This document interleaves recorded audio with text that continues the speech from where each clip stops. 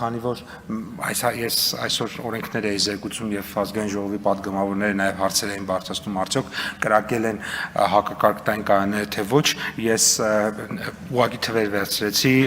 շրջակա միջավայրի նախարարությունից, ուրեմն միայն Արարատի մարզում արգելի գործընկերներ 5 ժամվա ընթացքում մոտ 60,000, 59,327 կրակոց է եղել հակակարգտային կայաններից եւ իրապես այն արդյունքը ինչ որ մենք ունենք, այո վնասներ ունեցել ենք մենք, մեծ բավականին վնասներ ունենք, բայց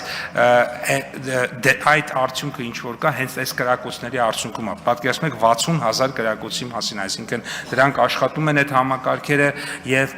հնարավորինս փորձել ենք բնականաբար պաշտպանել, բայց նաեւ գիտնականները ասում են կան որոշակի ամպեր, որոշակի բարձրության վրա, որոնք որ ուղղակի հնարավոր չէ այս սարքերով հասնել դրանց։